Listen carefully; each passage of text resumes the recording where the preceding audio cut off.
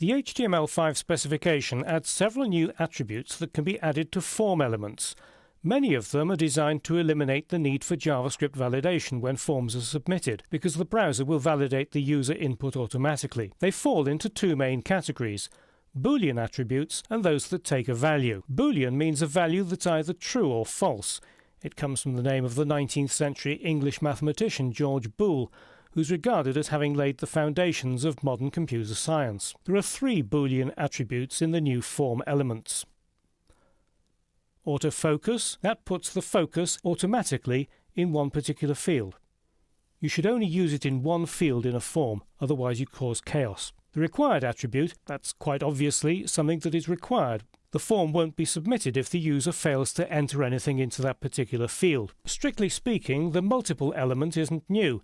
It's available in HTML4 for multiple select lists, but now in HTML5 it can be used in any input element, such as file input or email fields, and that will enable you to upload multiple files or insert multiple email addresses in an email field.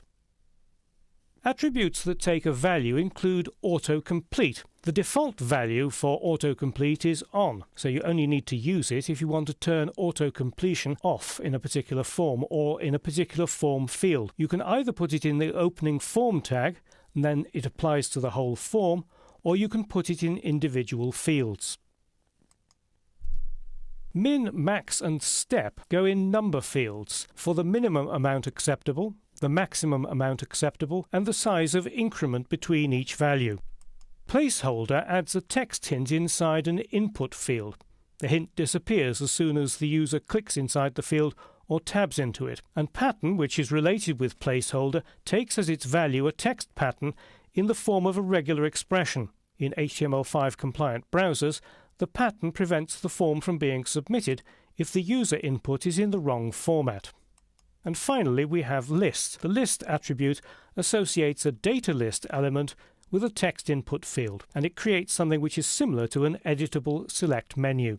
Right, let's add some of those form attributes in Dreamweaver CS5.5. I'm going to make phone required, so I'll select it here and then go into code view, and if I insert a space, it then brings up the code hints. Type REQ.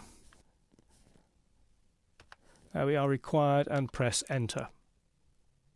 For the email, I'm also going to make that required, but instead I'm going to use the tag inspector, and it's down here at the bottom in the uncategorized section. I just click in the field alongside required and then open the little menu and select yes. You can see that it's inserted required in the underlying HTML. Now for rating, this is a range type, so I'm going to add minimum and maximum values.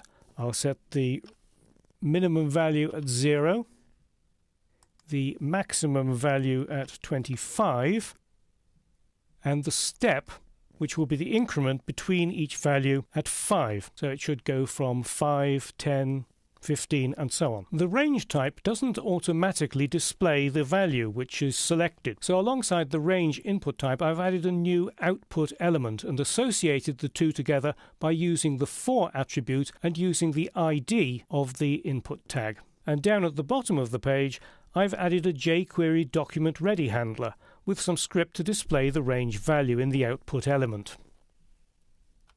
So let's save the page and see what it looks like in Google Chrome. Now I made the phone a required field, so if I try to submit the form without entering anything into the phone field, it'll tell me off and ask me to please fill out the field. So if I put a phone number in there,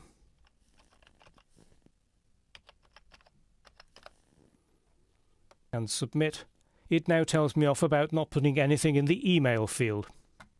For the rating, if I move the slider, you'll see that it now moves in increments of 5 up to a maximum of 25 and down to 0. That's the output element displaying it, but it does require JavaScript for this to work.